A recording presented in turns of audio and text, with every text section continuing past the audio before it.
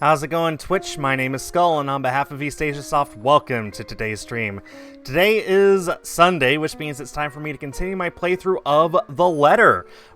And if you want a copy of this game for you to own physically, you can go ahead and order one through Play Asia. Copies are being shipped out within the next week or two, so yeah, a lot of exciting stuff there. So, yeah, I'm looking forward to getting my copy of this, and Love Esquire, our two newest releases, both physically being shipped, like, in the next week or two, definitely by the end of the month. So, yeah, lots to look forward to there. Let me go ahead and move my webcam up as we continue the game. If you are completely in the dark about what's going on, don't worry. We do archive all of our streams on our YouTube channel at youtube.com/EastAsiaSoft. Anyway, why are you here? I thought you have something scheduled today. Or was that yesterday? That was yesterday. Look, about that, there's something I want you to see. He stops me with a tap on my shoulder, walks past me straight to the door, and gestures with his head towards their very irked receptionist when I raise an eyebrow in question. Over lunch. I haven't eaten anything since last night, and Benjamin there doesn't really like loiterers around here. I forgot how hard some of these sentences are to say out loud. Bear with me. Wordlessly, I follow after him, but not after sending the poor guy behind the table an apologetic smile. As expected, he takes a seat in the farthest corner of the cafe, a good way from the window, but easily allows a view of who comes and goes. Secluded enough not to be disturbed by the lunch hour rush or be overheard by a curious bystander. If I didn't know this is lunch he invited me to, I would automatically assume I got dragged into another stakeout. After years of knowing him, though, this has simply become one of the many habits he has gotten used to. Food arrives minutes later. A slice of their vegetarian quiche for me. Meanwhile, Ashton has opted for a cup of coffee, plus a gracious serving of... You having cake for lunch? He shrugs, then proceeds to dig in without a hint of remorse. Frankly, it's like seeing a child get his Christmas present early. Don't tell Becca. I'll get an earful. It's just for today. You should listen to her, though. Kind of work you do, you'll need to eat something other than sweets. I don't want to see you drop dead in front of my apartment again. I told you, just this once. Have you been hanging out with Becca lately? You're beginning to sound like her. I hope that the game volume isn't too loud. I think this is a good mix. Nah, just for some recipes. But she has the right to worry, you know? It's like she's taking care of two kids. One bitches on sweets, while the other on cup noodles. At least Bella knows how to cook. Hey, I can at least boil something. Wait, that's easy, right? I mean, you just put water in. No, don't even think about it. You destroyed your own kitchen once by sticking a pressure cooker on it. I think my sister is a whole lot better than you. And this is coming from someone who has no other choice but to eat her cooking for some time. To be fair, he genuinely appears offended at the last remark. Hate will be too strong of a word to describe how Sis and him usually interact whenever they're in the same room. Though, whatever appropriate word it is, I can say with most certainty that the feeling is mutual for both. Ash thinks she nags too much, while Sis thinks he's a trouble magnet I should stay away from. They're both technically right on their assessments. How's your sister, by the way? Still bullying white guys? What should I say? She's married to one now, you're the one who started it.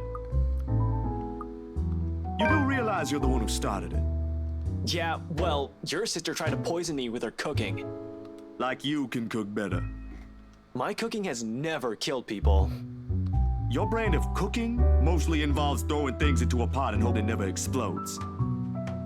I feel strangely called out with that statement. I'm never going to live that one down, am I? It was in the news. Did you know Nana and Gran called me that night just to check if you're still alive? And they were genuinely concerned. They've always been. In some unspoken agreement, my grandparents had adopted him into the family. A nice gesture, and I don't think he minds it at all. He'd even ask about them from time to time, check on their well-being.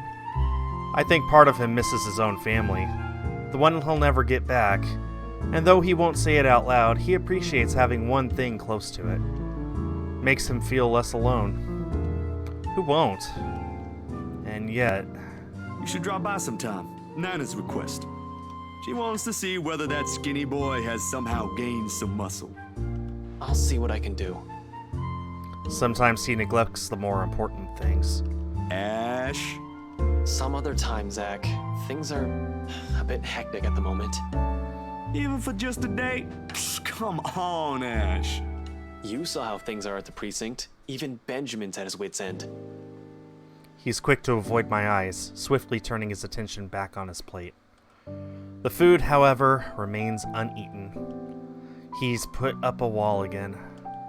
I can't remember the last time he did that, but watching it happen in front of me is disconcerting. It ain't an excuse, I know that. His job is never as easy as those television shows often imply. Lots of bureaucracy and red tape involved. If he's lucky, they'll find an easy lead, close a case after several months of no sleep and pure hard work. But most of the time, it's just one pile of reports after the next, one frustration after another. I just wish he'd stop focusing on it too much and see what he's missing out on for once. You really can't make time for it? I can't just leave this case for now. Sorry. His change in tone is subtle, but his aggravation over the matter hangs completely palpable in the air. Still no closer? The opposite, actually. There's been some slip-ups here and there. Careless mistakes, and let's just say I'm waiting for him to make another one. What about you? How are things on your end? All piled up on top of the other. But I can manage. Still recovering from the expenses for the movie, so the surge in new projects helps. Well, there's this one thing.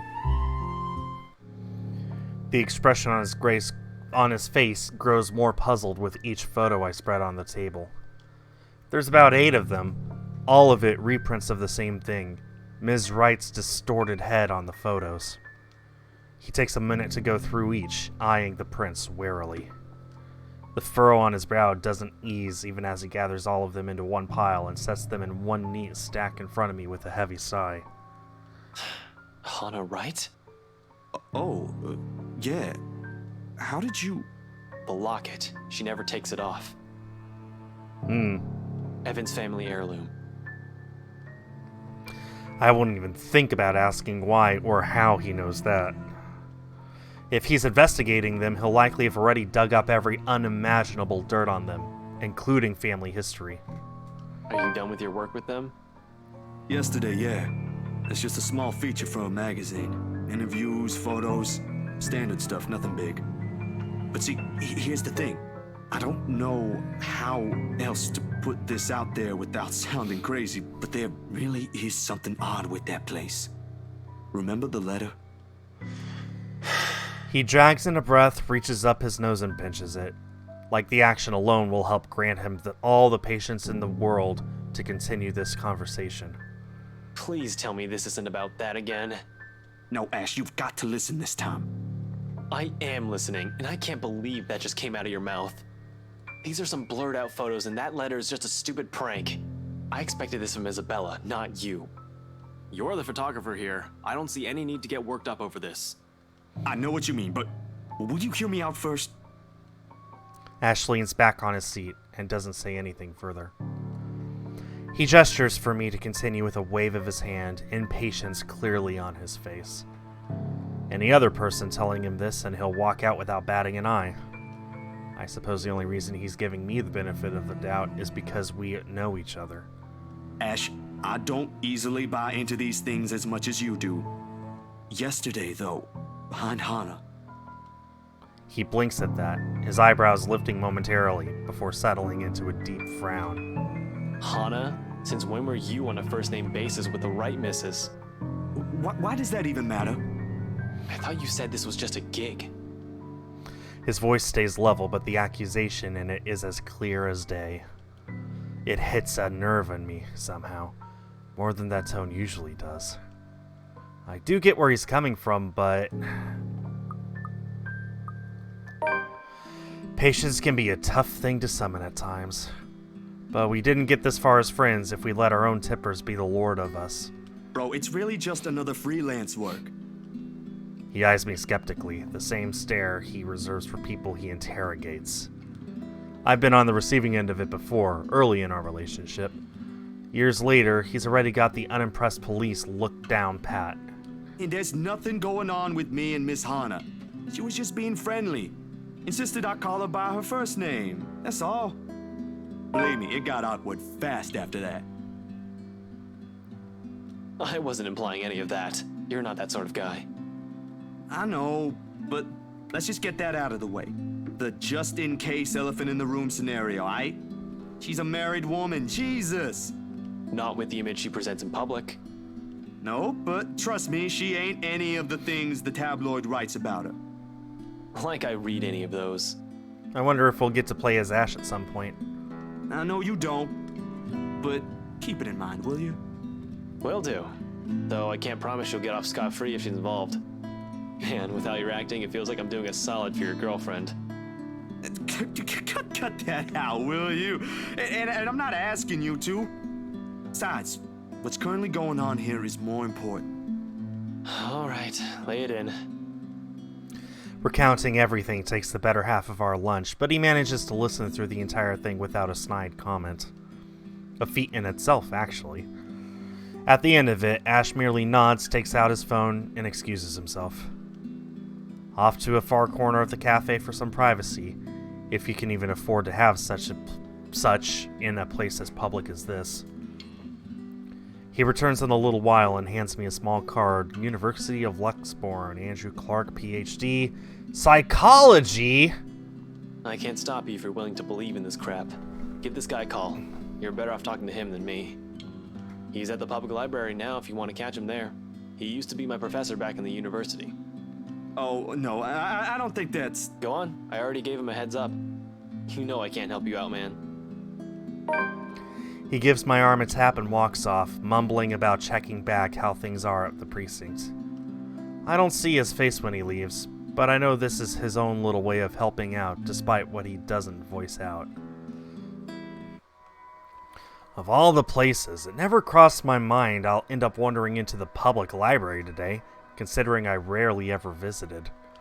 Somehow, there's always been this kind of disconnect between me and books in general.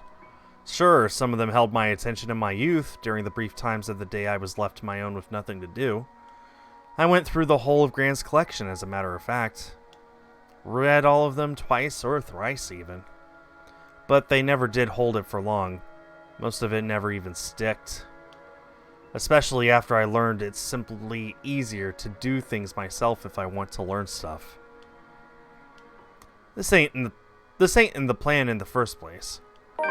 But after Ashton went through trouble to contact the professor, I can't just ignore it. Nothing but quiet greets me inside, though. Not the typical mum one would associate with a library, but one akin to a hush prior to an impeding trouble. Or perhaps I'm just overthinking again. I really like to think I'm just thinking too much about this, that this is just the lack of sleep talking.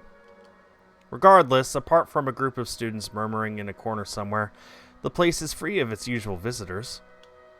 All while my footsteps echo in a manner unsettling enough to raise the hairs at the back of my neck.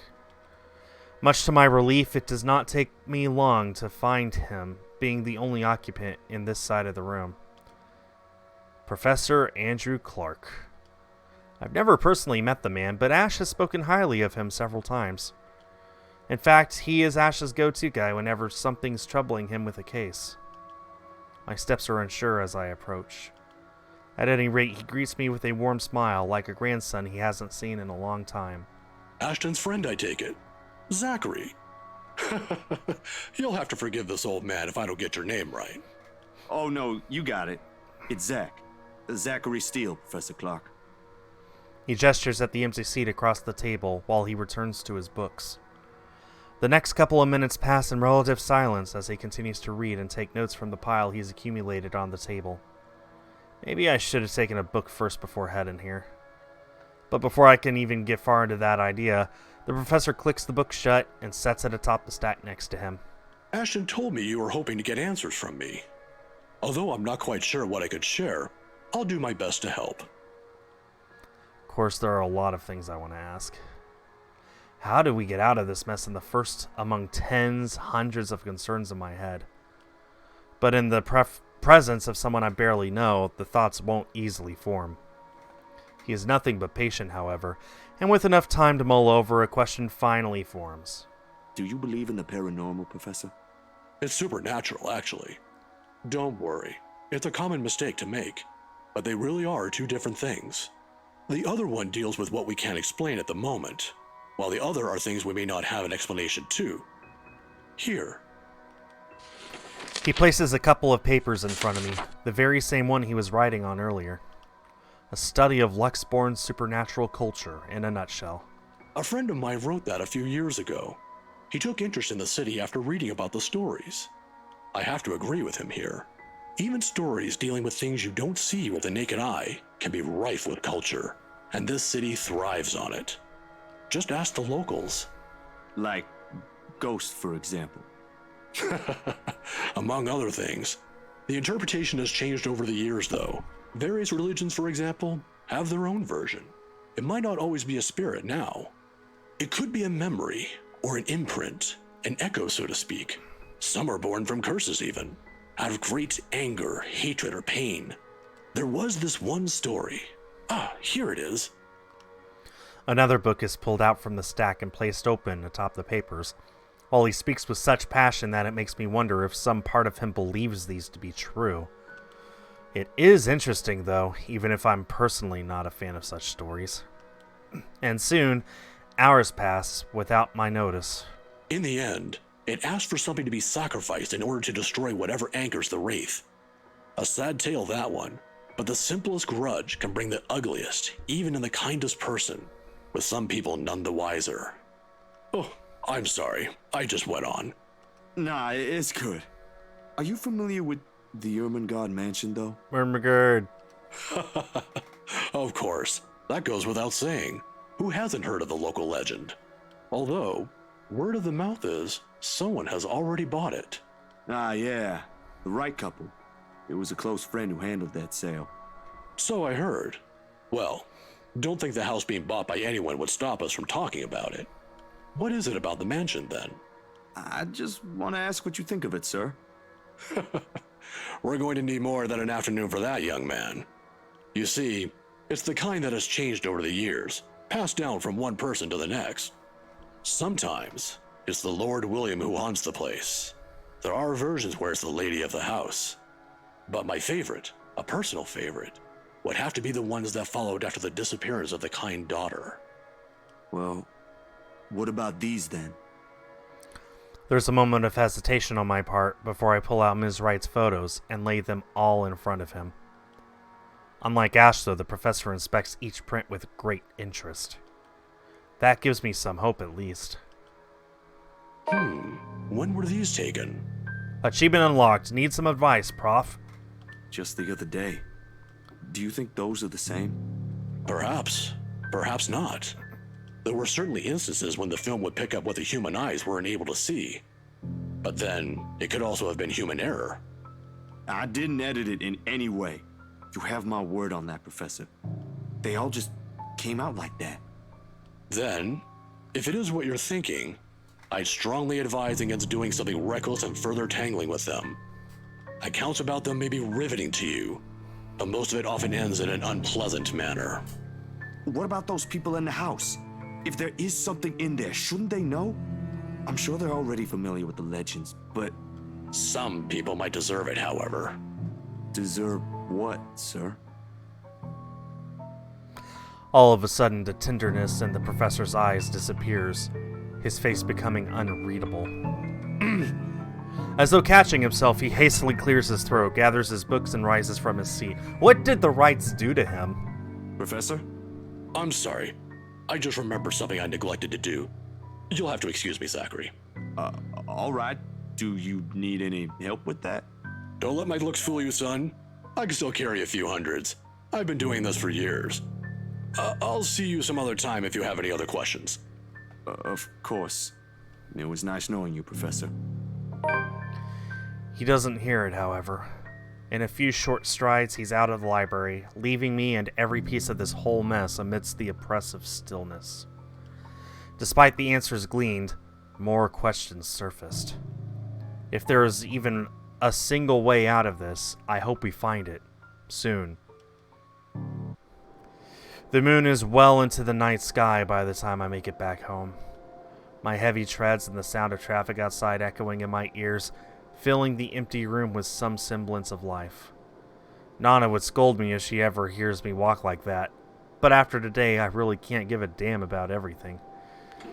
The mattress creaks under my weight as I unceremoniously flop down on it, and I find myself looking at the paper under my grip. An invitation and a request to cover an event, the Wrights' housewarming party, tomorrow evening. If only it were that easy, but it'll give me a chance to talk to her about that thing in their house. With a sigh, I let my hand fall to the side of the bed, along with the invitation. I'll think about it tomorrow, when my head ain't muddled with thoughts of a headless woman and the haunting smiles of a ghost. Belatedly, it occurs to me that the last meal I ate had been the one with Ashton. And an empty, gnawing ache makes itself known, but I can't bring myself to stand up. Today was a complete waste of time, and frankly, a disappointment. I don't like this. The lack of certainty, the disquiet, the lack of stable ground to stand on, the part where I do not know what will come tomorrow. Ever since that damn letter, everything has been thrown out of the loop. I wish everything stayed the same. Routine would have been easier to make sense of than this. Closing my eyes, I let the noise from the street below lull me to sleep. At the very least, that's the one thing that hasn't changed.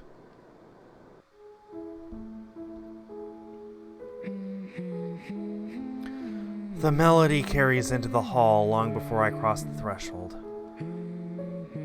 Solemn, but gentle and soothing, a reminder of what home is. Pa's firm but meaningful gaze, Ma's wistful smiles, the warm rays filtering through the eaves at sunset, the distinct smell of wet earth and leaves after a long day's rain, and our room. The room, Ma and Pa's pride and joy, a place we were once promised several springs ago. Yet it won't stop. No, wait! Come back! I'll be good this time! Please don't leave! Please stay! The floorboards are cold under my feet more than it usually is, the walls more forbidding than what I'm used to. Farther and farther the room goes. Ma's singing ceases, and Pa. I can't hear Pa. Not above the raucous clanging and the deafening roar of gunshots, nor the screams replacing the comforting soft melodies. There's only the blinding fear. But when the light breaks, her skin has already taken a sickly pale color, rotten in most parts, blood dripping from every open gash and lesion of her body. Bony hands grip Hana's neck like a noose, straining the skin underneath with a vibrant shade of scarlet. Nothing but malice fills the gleam in her eyes.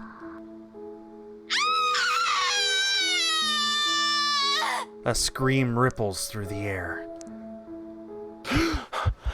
My whole body feels distant. Every limb heavy with lead, all unable to move at will. Not even so I can wipe the beads of sweat forming at my temple. The rasping of my breath easily fills the room in the wee hours while I force it back into a steady rhythm. There is a tightness in my chest I can't shake off, my heart pounding against it as if it's about to burst out. Something cold has settled in my legs. Not the usual chill that comes and goes with the passing breeze from the window, but one strong enough to sting, shackle, and leave a frigid sensation creeping up my skin. With every struggle I make, the pressure wins firmly around my legs. Tighter, and tighter, and tighter, all until it becomes too much. My heart stops. Another draft sweeps into the room and brings with it an iron tinge of blood. Thick, suffocating, filling my nose with a foul, sickening smell as I shift my gaze downwards, and it slowly comes into view. Mouth stretched in a hideous smile, and eyes brimming with nothing but madness. The stench of gore taints the air around me, and I can't look away. From it, her, from the terror and death that her uncanny, twisted features alone scream. I try to open my mouth, to shout, to ask for any help, but my voice has left my body altogether. All I have is a painful realization that no kind of plea will ever save me from her. Then suddenly, the bed dips.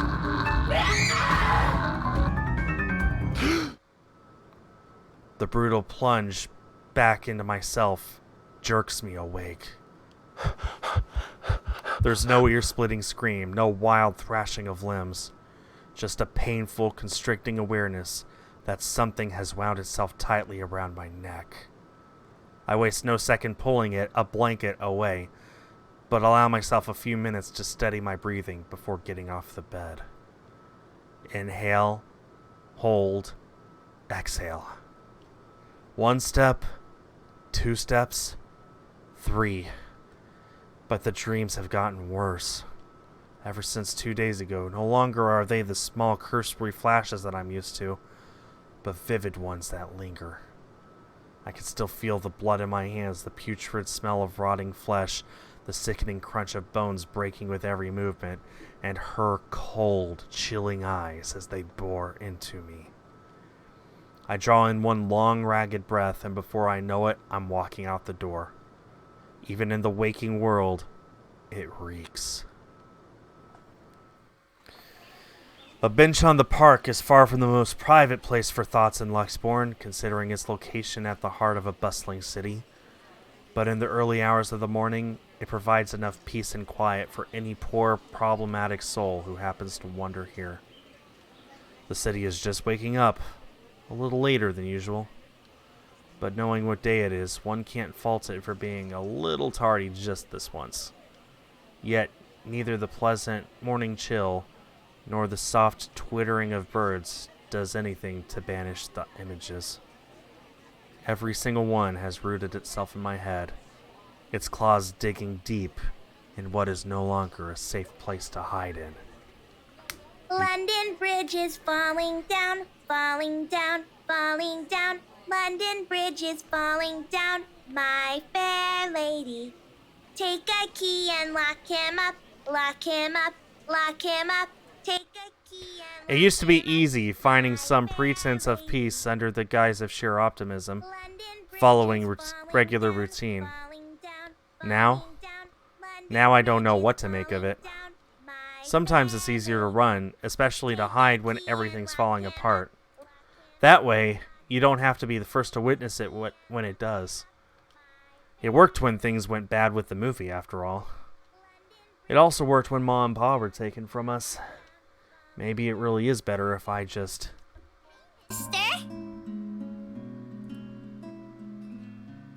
The tiny voice gives me a pause. When I look up, a little girl, maybe 6 or 7, is peering at me. The 2 wide eyes overflowing with what can only be the natural curiosity one typically sees in children.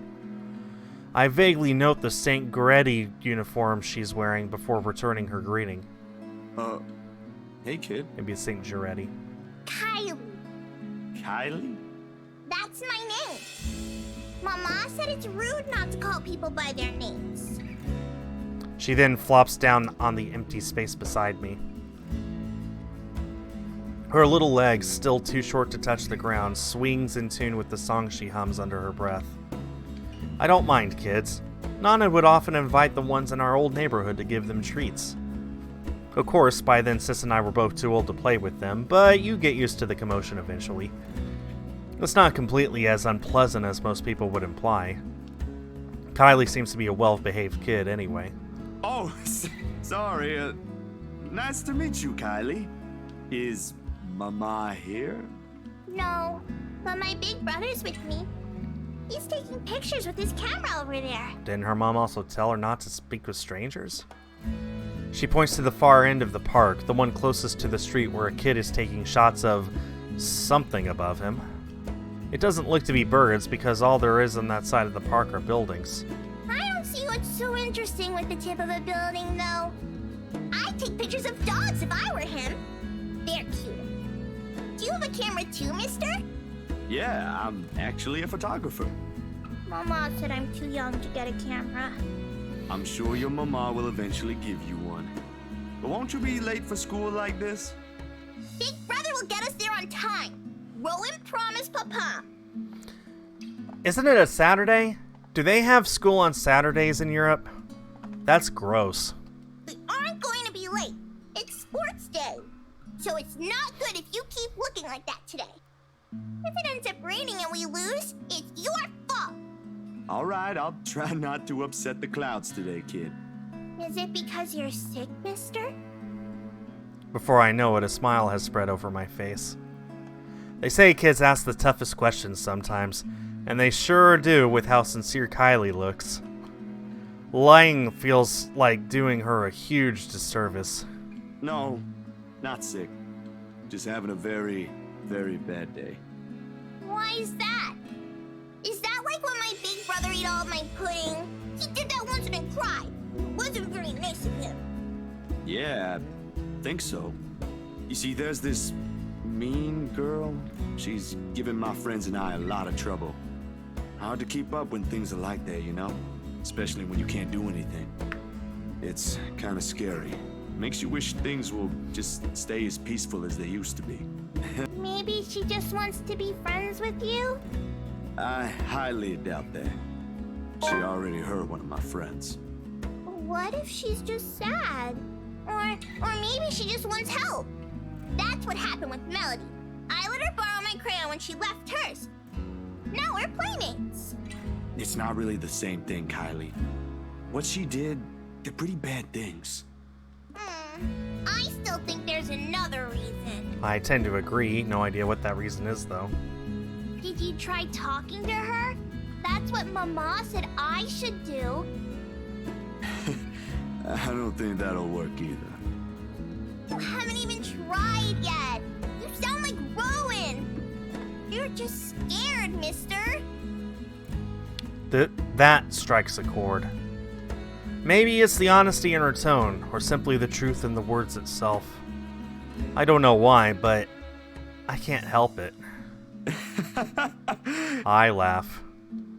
Loud enough to disturb an elderly couple taking a leisure walk nearby. Why are you laughing? That's nothing. You're a really smart kid, you know that? That's what I've been doing, ain't it?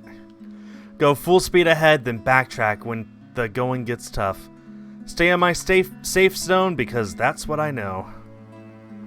Once Dr. Navarro said I should be the first one willing to deal with my problems before anyone else. I didn't show up on our next appointment after that. But he's right. And though I hate to admit it, knowing what I've seen, but the kid makes a good point too. I've been so caught up thinking there might not be a way out. Maybe there isn't, or maybe there is, but that doesn't mean I should just leave it up to fate. Aren't spirits supposed to be humans before, too? Had people they cared about lived a life of their own, smiled, and laughed like the rest of us does?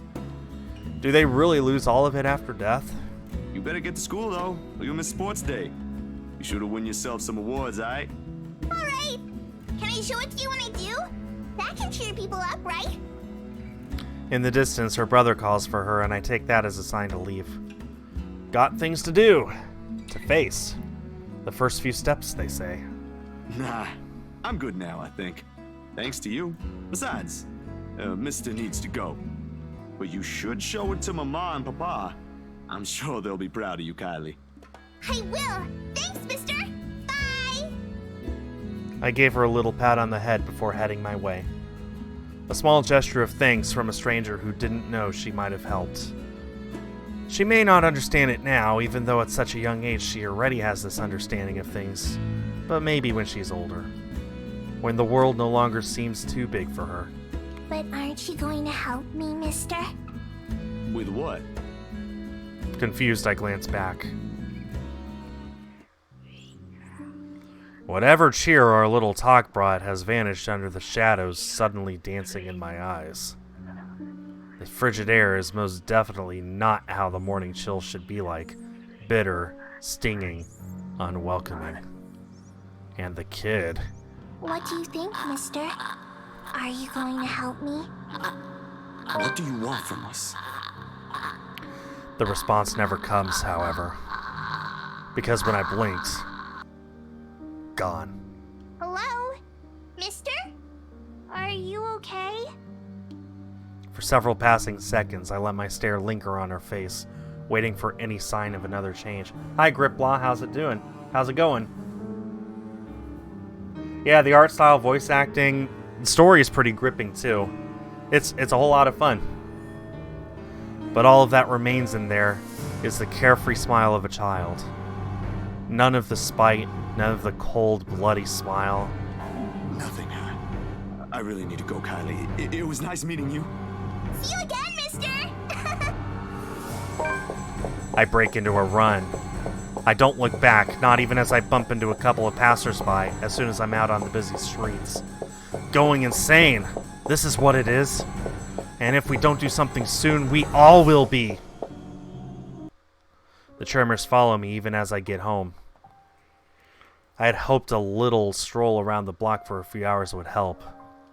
Instead, I'm assaulted with more images of her.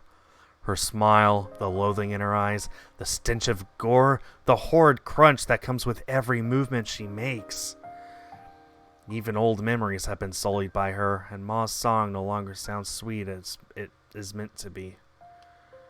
In the end, all I got is a sinking feeling I will never be rid of her image, and another ridiculous idea that may or may not even work. The sun is already hanging low on the horizon when I make it back.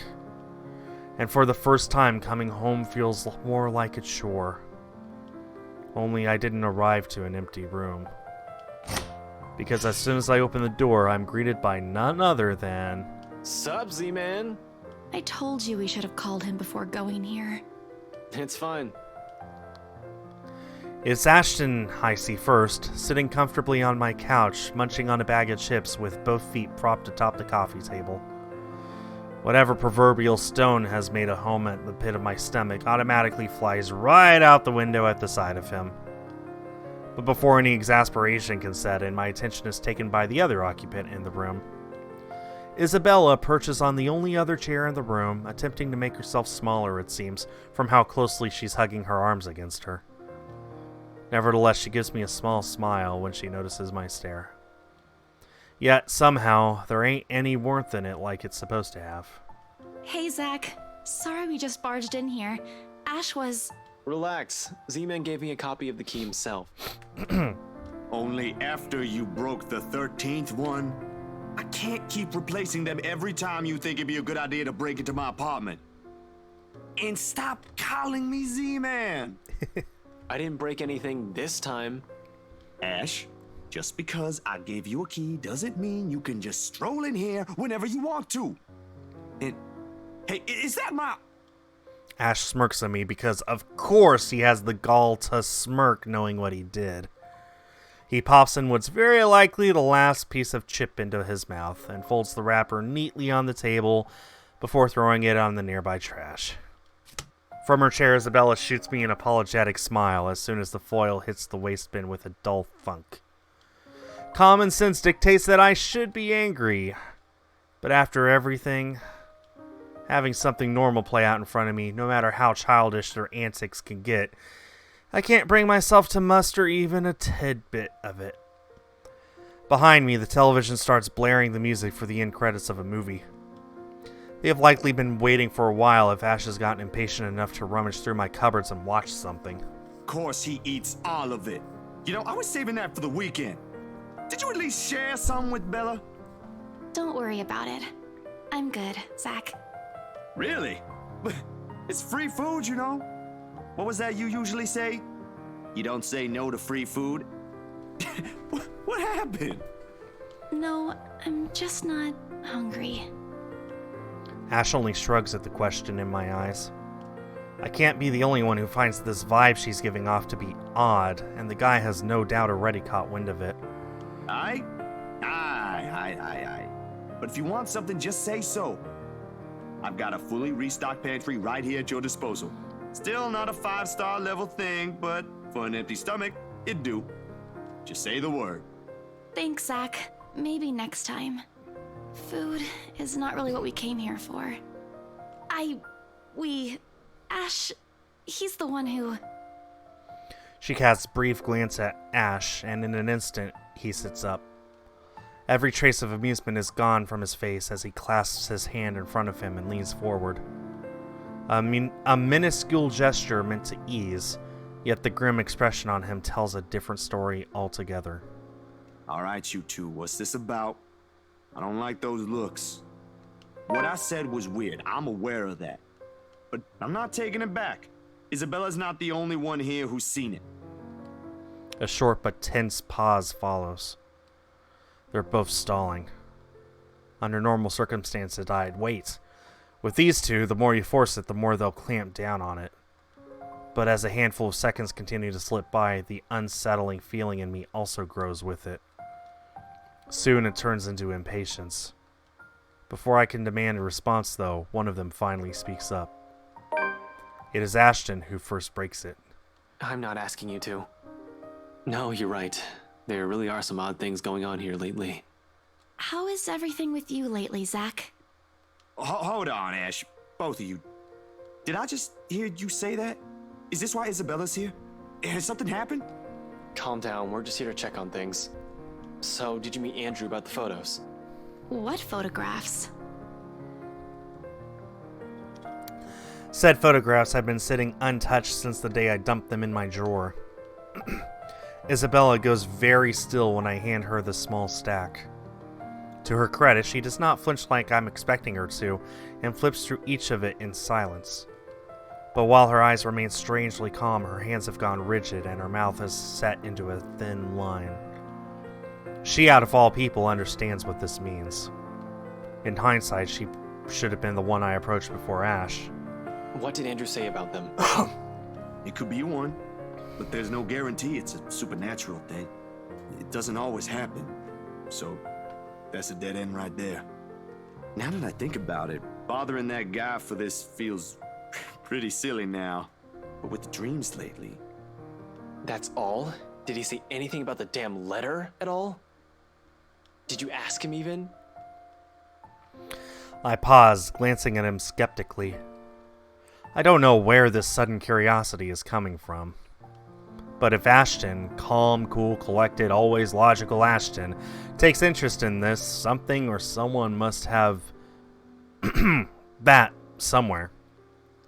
Or the world is ending. Seconds pass.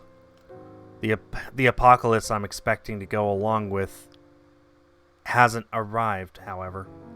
Yeah, that's really everything. The letter kind of slipped my mind.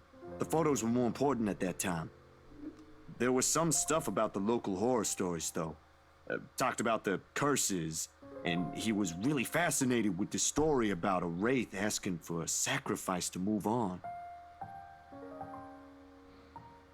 Kinda nasty if you ask me, but it does make sense if you simply go along with it.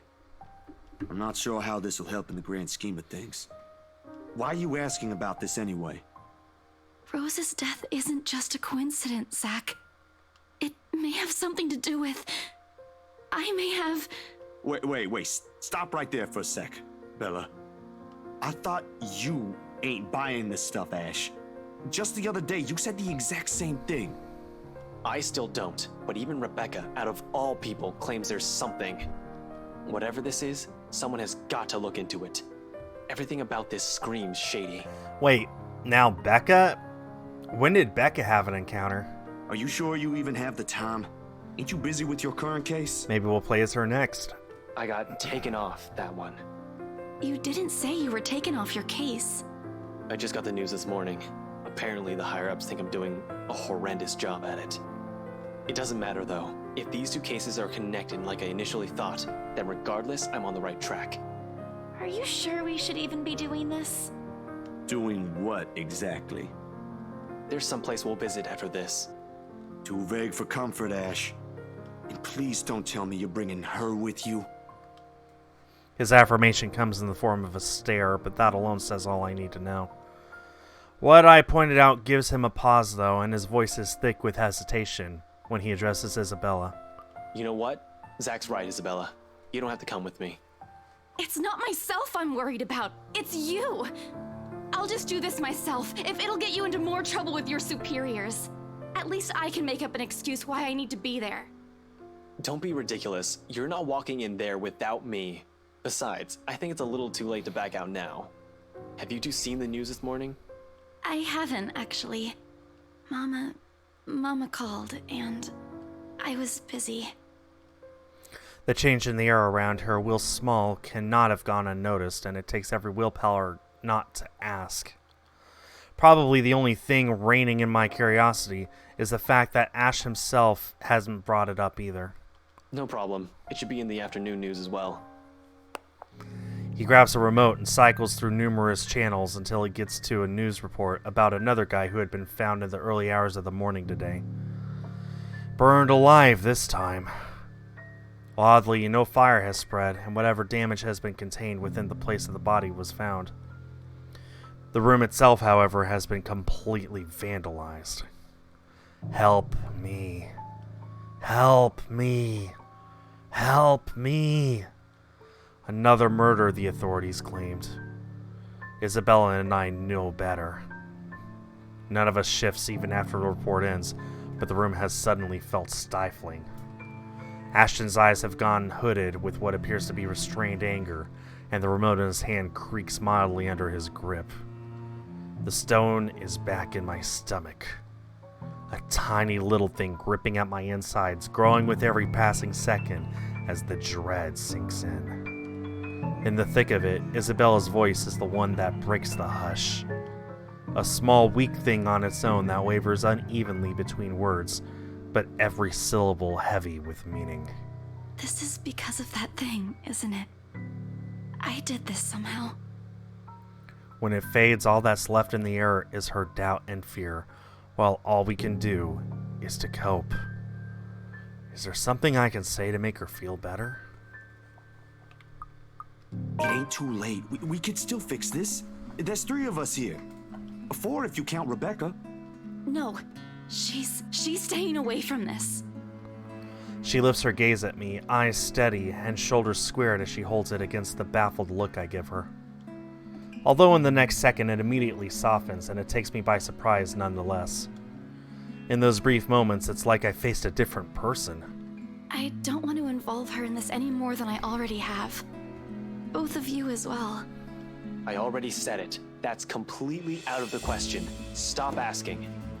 Still in all, that's 2 extra heads who can do the thinking. Between us 3, I'm sure we'll figure something out pretty soon. Don't make this whole thing sound like it's a piece of cake to deal with. It ain't. But better than sitting around, yeah? Plan is still a plan. You're going to shoot yourself in the foot one day with that kind of thinking. We don't even know who's doing this. The last 2 murders might just be similar incidents done by 2 different suspects. Hasn't stopped you from going after them before. Remember that time when you... Okay, stop right there. There will be no retelling of that incident today, Z-Man. Or ever. Keep calling me Z-Man and maybe I will. Suddenly, Isabella laughs. Though muffled by her hands, it rings light and easy against the thick tension in the room.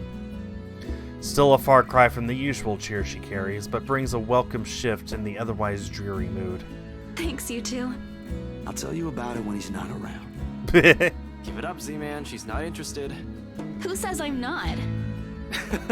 Ash makes a face but chuckles at the jest despite himself. Why am I even friends with you two? And like this, most of our worries ebb away, if only for a few moments. They take their leave mere minutes close to sundown.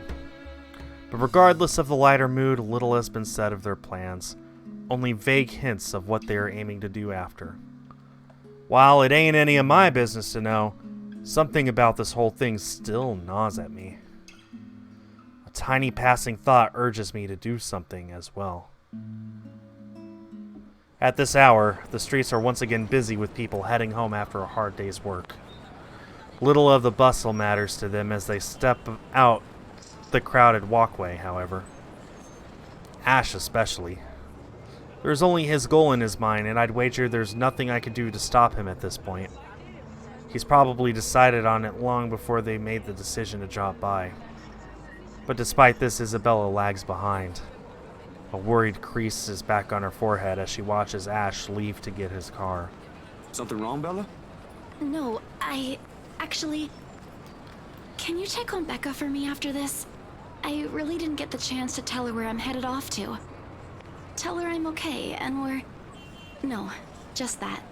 That's all. You sure I should skip on that part? If she finds out about this, she'll be angry. I don't really want to deal with angry Rebecca. It gives me a stomachache just thinking about it. Neither do I, but I'll handle it if she gets mad. Just make sure she's safe and tell her to be careful. You too. Take care of yourself. Almost abruptly, she pauses, the gaze in her eyes hardening as she lapses into another one of those long-distance silences from earlier. This ain't just because of the whole fiasco from the letter anymore. I don't want what happened to Rose to happen to you guys as well.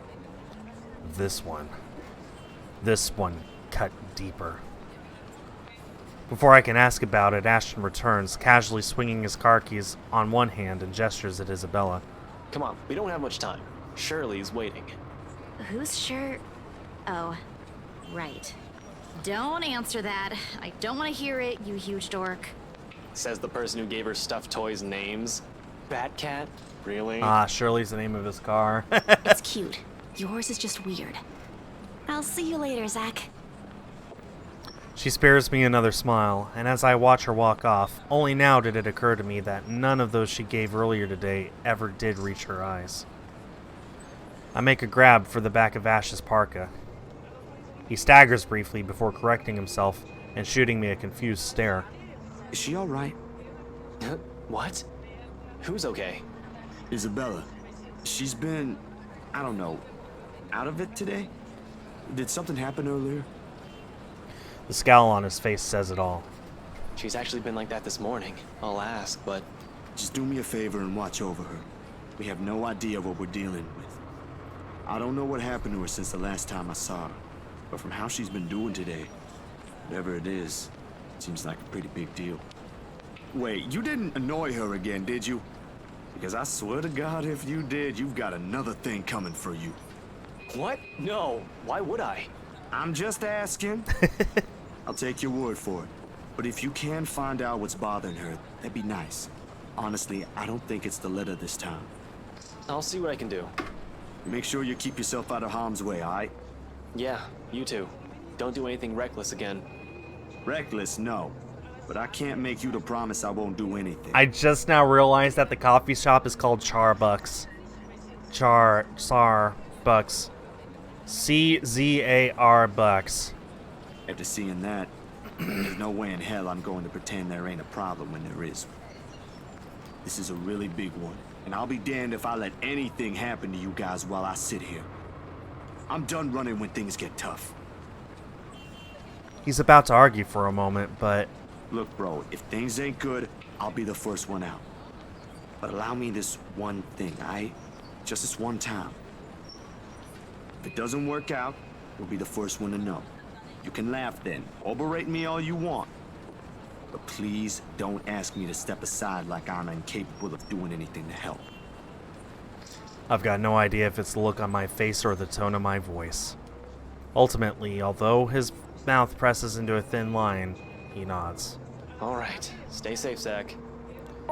When he stumbles into the sidewalk and allows the afternoon crowd to swallow him whole, I like to think the tiny gleam in his eyes is the closest we can get to optimism in this situation. Whether that alone will be enough to give me a peaceful sleep tonight remains to be said. Who goes to school on a Saturday? That was a Saturday. Why do you gotta do that? Night falls, and despite my best attempts, sleep continues to elude me. Also, wasn't this the day that was supposed to be the open house? With her image still stuck in my head, flashing every few moments, it catches me off guard.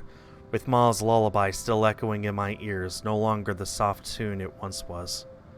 And the terrible gnawing at the pit of my stomach, it's no wonder I can't bring myself to drift off, even for a little while. It's not as if there's a complete lack of things to do while waiting for sleep to come, if it ever will.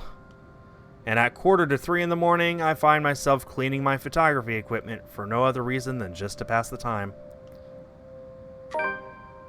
Hey, when I've been unable to sleep, I just get up and do stuff too.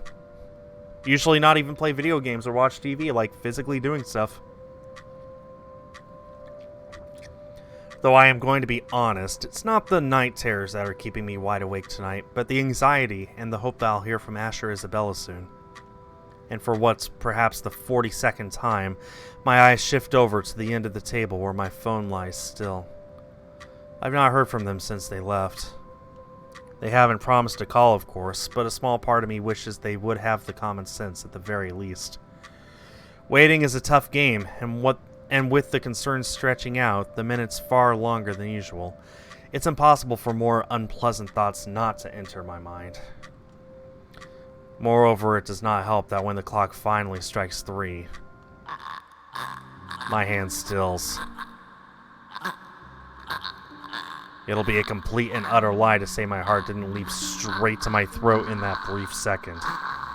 My whole body has gone motionless, ears straining for any further sounds. A couple of tense seconds pass. Nothing. Of course, with how old the building I'm staying in, power fluctuations aren't anything new. Every now and then this would happen, leaving a few tenants in a rather bad mood. Nothing unusual anymore after a few years of living here. But this time, the sudden hush brings with it a stillness that raised the hair at the back of my neck and set my heart beating hard against my chest. Something reeks in the air, and in an instant this place is no longer home. It's a prison. Every rational fiber in my being screams at me to leave. I force myself to swallow and keep a clear head as I lay down all my cleaning tools and begin gathering the rest of my things scattered about on the table. The camera's body, lenses, filters, diffuser, phone, anything my hand can reach. But in the resulting panic, like in the nightmares, it's the scent that reaches me first. A foul, putrid smell filling my lungs with the heavy stink of death. My fingers clamp tightly to my camera, holding it closer to my body, as if the tiny thing would provide enough protection to whatever is with me in the room. It won't. But it's the only comfort I have. And knowing that whoever she is, she had once been human. Perhaps not all of it is gone. Perhaps some of it is still there. Hello? I know you're in here. What do you want? Something moves behind me, a soft scuttling over the walls, followed by a squelch and painful creaking of what can only be rotten flesh and broken bones. Without hesitation, I whirl around, my fingers and camera ready, patiently waiting for another movement. I can help you. Whatever it is that keeps you here, I can help. That's what the letter's for, ain't it? You don't have to keep taking people's lives. There's a brief moment of silence, and for a short while, I think my pleas worked. Then, with no warning, the shuffling resumes, and along with it are the sobs of a woman. Ah, good God, why do I have to do this?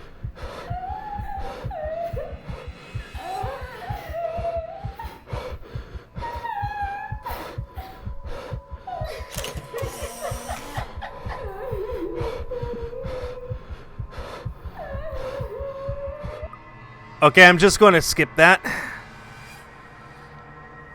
Because I'm not doing that. Nope. The light flashes fleetingly one last time, allowing me a glimpse of her grotesque, misshapen features before it is once again lost to the darkness. All of a sudden, her tune changes. No longer a soft cry, but a high-pitched shriek, brimming with pain, grief, and anger. Every ounce of courage I've mustered flees from my body at the sound, and the next thing I know, my hand is gripping the knob and I'm wrenching the door open. Her wails follow me as I flee into the night. Pacing has always been more of Ash's thing than mine. When I want to think, I sit and let the minutes tick by until an idea comes to mind or my pulse settles down. And yet, dried leaves and twigs crack under my shoes as I make another pass at them. Terror is too mild to describe what this is. There's no way in hell I'm going back. Whatever she is, pleading don't work. The moment we saw that letter, she's been after us. But I can't run. Not this time. Nearly 2 hours have gone by since I left the comfort of my room for the solitude of the park. 2 excruciating hours since I've started making calls. No one's answering. Not even Rebecca, who has always kept her phone line open in case other people need her. Or Isabella, who frequently checks hers for any messages and readily responds as soon as she can afford. It does not help that Ash hasn't said a word where he went off to as well. Damn it! I knew I should have asked him before I let him leave. Knowing him, he could be anywhere. But there's really only one place he'll likely be at this time. The sun's already peeked over the horizon when I make it back to the mansion. I have no idea what I'm expecting to see when I get there. There's Ashton, first and foremost. A part of me wishes my assumptions are correct and he's really somewhere close by on a stakeout. But I've never been the lucky sort when it comes to that kind of guessing. And even after I made a round of the immediate vicinity, I could find neither hide nor hair of him. Calling him does no good either, considering how awful the signal is here. He can't be too far if he's really here, but if he is, he would have already noticed me by now. Instead, there's only silence. The kind too quiet to find any sort of comfort in. Even the trees seem to have fallen asleep with the rest of the mansion, oblivious to what's happening around it, a small island of stillness in the otherwise fast-paced world. No wonder the whole of Anslim feels at odds with the rest of Luxborn. While the city is alive, growing every minute, breathing every second, and pulsating with life, the village remains unmoving, unchanged. It's not surprising the legend still lives up to this day, and why she's still here, walking its hallowed halls. And beyond me, the mansion looms, ominously. But now ain't the time for fear. Even if Ash is not here, I still gotta let the Wrights know what I've seen, what's in their home. And whatever grievance Ash has with them, doesn't matter. There might be grounds for imprisonment, but they don't deserve a brutal death at the hands of one malicious spirit. And I'm sure Isabella would want the same thing. I head straight for the door without a second thought. It takes a few rings, the sound loud above the foreboding stillness before I hear footsteps on the other side. God and get it! Only a Nazi would knock at such an ungodly hour! Where's that damn butler when I need him? Before long, the door swings widely open with Mr. Luke Wright standing behind it. Is it just me, or is there a dark glow around him? Seething would be a complete understatement to describe him. Like this, I've got no doubt why Ash would find him a suspect. You? How the hell did you get in here? What in 7 hells do you want? It's bloody 6 in the morning! Listen, sir, I know this is not a good time. Oh, it's not a good time. Did you even check the clock before coming here? I bet you didn't. He took the time to comb his hair and get in a nice suit before answering the door? Unlike you, the ones living in this house need to sleep. Come back when people are actually awake, or I'll call security on you. Before I can get a word in, he slams the door in my face and bolts it shut with much finality. Wait, sir, you gotta hear me out. You're both in danger if you stay in there. Have you seen the news lately? Everything's not a coincidence. Only silence answers me. Maybe if it was Ms. Wright. Oh, who am I kidding? There are limits to how far a person will believe in you. Then again, I didn't believe Isabella when she warned us. And now I'm here, desperately trying to save people, even if I'm aware it's completely out of my own capacity to do so. Is this what they call karma? If so, this is a horrible way of turning things around. Taking people's lives, playing with people's fears, making them feel useless. You're around, ain't you? You here? Inside this house? Listening, watching, or whatever it is that you spirits do? What did they do to you? I can help you, you know? If it'll let you move on, I'll gladly do so. You don't have to kill anyone. Nothing. I don't even know who I'm talking to, or if a sane person is supposed to be doing that. The only thing I got after is a feeling of foolishness washing over me. Or perhaps this is just me losing my mind. Out of other options and any other ideas, I let my hands slide off the door's surface and fall listlessly to my sides. I could go back to Luxborn, try to find the others, try to get out of this mess with them, or let them know how much in deep shit we all are. Both sound good. Either way, my loitering here ain't helping at all. I let the quietness calm me for a few more minutes before standing up and heading out to fetch my bike. It's quite a distance to Luxborn, but if I hurry, I'll reach it in maybe... The rustling stops as soon as I turn around and strain my ears for any other movement around me. Yo, Ash, you there? No answer. If he is here, and I've just missed him earlier. Already, my feet are moving in search for him for the second time. It won't hurt to double check. Triple check, even. With how big the property is, he could be anywhere. If things ain't so urgent, if they ain't so dire that lives are at stake, I'd probably have just waited for him to show up again. But damn it! He needs to realize what exactly it is he's dealing with. That it is not just a petty criminal he can simply throw in jail. That it is something beyond the authority of police badge could ever give him. The guy needs to stop playing the big damn hero, sit down and chill. My breathing comes in short, shallow rasps by the time I make it back to where I started. Still no sign of him, and I'm beginning to think I'm just wasting my time here. But that's when I hear it. I'd recognize that melody in a heartbeat. Ma's favorite song. I listen for a while, trying to gauge where exactly from the house it's coming from. My feet start moving before I can stop them. And there, as I circle a corner, from a room in the first floor. A single window is open, but I can't make out whoever's inside. However, I'm sure the singing comes from there. Still, why I'll hear an old tune here of all places, I won't know.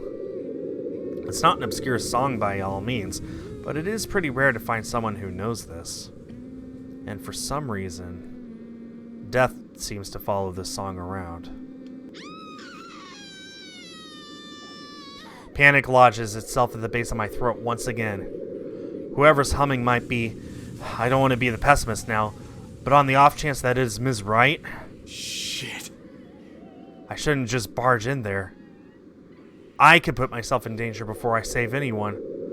Ash will tell me so in the exact same words.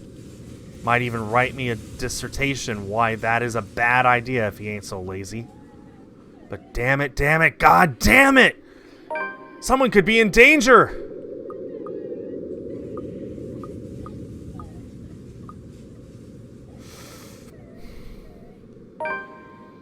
I can search for Ash, but what if it's too late by then? I mean, clearly it's the freaking ghost, right? Clearly. We could hear her. But with how big this place is, he could be anywhere, and it's very likely by the time we come back, someone's already bit the dust. That, and the cries grow louder against my ear the longer I linger. Almost impossible to ignore, drawing me in like a moth to a flame. For a moment, I let myself shudder, shaking the uneasy feeling off my head. This can't be any good, not by a long shot. Still, I've got to try. Funnily enough, for a couple as high profile as the Wrights, they don't seem to have any security detail patrolling around. A few guards here and there, sure, but one will expect they'll have more considering the size of the place. It works to my advantage, though, and I really can't complain when there's a high chance I might get arrested for what I'm about to do. Luckily, the window's wide enough for me to fit through without making any noise. There's certainly no going back now. But as soon as I step into the parlor, all of it ceases, while I find no trace of the woman I heard crying like I expected to. The room is still empty at this time of morning, and I'm left standing awkwardly in the middle of the hush. Maybe she just hid somewhere? Hello? Are you here? I heard someone earlier, and I'm here to help. Hoping for an answer, I let the question hang in the air. But several seconds merely go by without a word, or the slightest movement to indicate there is someone in here. Has been here.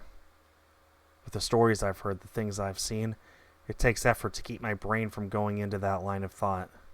I'm not going to hurt you. If you're here, say something. Nothing. Am I just hearing things? No, I'm pretty sure I heard someone. But with no one responding, I can't help but feel how silly this is. And the awareness that I've just trespassed a house for nothing because of some voice prickles at me. Suddenly, the silence feels uncomfortable, and a needling anxiety slowly creeps up my back. I should get out of here while I can. If it ain't there, it ain't there. I don't spare the room another glance when I walk back the way I came. Out into the window, leave before someone else notices. I thought I heard a servant moving around here. Turns out it's just a rat scurrying about. Ah, idiot name. How unpleasant. My heart shoots up into my throat. I can run. The window's a few steps away. I should be able to escape. But instead, out of some foolish impulse, I turn around. Perhaps it's because the only impression the guy has left me in what few times we met is nothing but unsettling. This ain't what you think it is. You're quite the distance from the kitchen, I'm afraid. Perhaps I should lead you there. Someone's in here before me. I wasn't here for what you're thinking. There was sobbing and... The first blow knocks the wind out of me, sending me heaving and crumpling to my knees. Tears well up in my eyes, and the pain swells when he twists my wrists behind my back. You've got to listen to me. Then again, dirty thieves aren't welcome in my kitchen either. For a moment, there's only silence and a sudden piercing ache, this time at the back of my head. The room abruptly tilts on its axis, dimming. On the verge of unconsciousness, I can only hear the scuffling of foot, the thud of the door being closed, and a woman crying, asking for help. I know no more. The next day. The pain is the worst when I come to. A sharp, piercing ache somewhere at the back of my head, begging to be noticed. But it's nothing I can't handle. Blearily, I open my eyes, expecting to be greeted by sunlight. Achievement unlocked. Curiosity killed the cat. However, the walls that welcome me are unfamiliar. Oh, this is the police station. When everything comes into focus, I recognize the place for what it is. A cell. Dark, cramped, with the only light coming from the moon outside, streaming through the sole window barred by thick metal bars. Memory rushes back to me in sharp bursts. The mansion, looking for Ashton, a familiar tune, and a woman crying. All while my head still aches from the hit it received. Still better than a morgue, I guess. Gingerly, I pull myself up, stretching the cramps from my shoulders as I do so, but stopping when a sudden movement induces an acute stinging pain right through my arm. Damn, they got me good. What time is it? As expected, they've taken everything I have on my person. Wallet, cell phone, my keys, meds, even a small pack of gum. Protocol is protocol. In the first place, ending back in another cell ain't in my agenda. The first time was not a pleasant experience, and this certainly won't be either. Considering who has likely put me in there, it could be much worse. The bars are cold to my touch when I approach it, looking for the person on duty. They usually allow us to contact someone, and Ashton at least has to know I'm here. He'll be pissed, that I'm quite sure of, but he's the only one who can prove my innocence and get me out. However much I don't want to rely on him for this. The hallway in front of the cell is empty, but voices float through further in. Likely the poor officers assigned to late-night duty. Judging from the snippets of conversation I catch, today's topic over a snack is that moron who thought it's wise to cross the rights. They used other names too, most of which I'll like to have words with them about in the future. But really, I'm in no position right now. Excuse me? Anyone? Silence. Excuse me? I need to make a... Blood freezes in my veins and my grip on the bar tightens as the revolting scent reaches my nose. More than the gore, the foul smell of death hangs heavily in the air. And again, against my better judgment, I turn. Her face is the first thing I see. A gruesome sight on its own, eyes gleaming with nothing but malevolence. Blood oozing from the large punctured wound on her head, mouth open wide in a voiceless scream. I clamp on the compulsion to retch. On instinct, I step back, putting as much distance as this cramped cell will allow between us. The bars rattle as soon as my shoulders hit it. A hindrance, not to freedom, but to safety. You've got to stop this! We can't help you this way! She moves, in short, sudden bone crunchy twists, and I know there is no escape. I'm screaming for help before I know it, jolting the bars with as much force as I could. Somebody! Get me out of here! Anyone, please! Bugger off! Some people are trying to get some sleep here! No! She's here! You've got to let me out! She's gonna kill me! Someone! She's...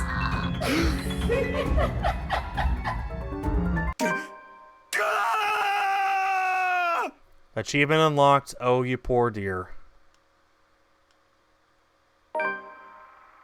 You've unlocked a memory fragment. Do what?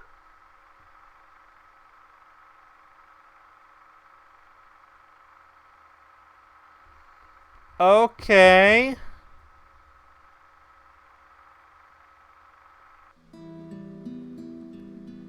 Marianne.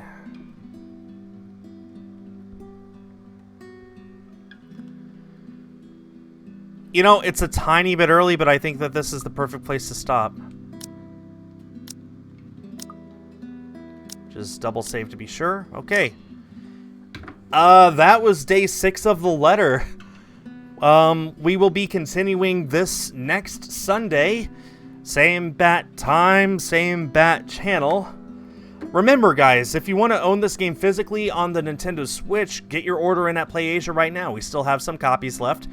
Quite a few, so you're, not too big of a rush, but the game starts to ship within the next week or two, so if you want a copy, now's the perfect time to order one. Yeah. Excuse me. So, yeah, just remember that. I will be back Tuesday to play something else, and next Sunday to continue playing The Letter. Until then, on behalf of East Asia Soft, I have been Skull. Have yourselves a great day and a great week, and I will see you all next time. Bye-bye.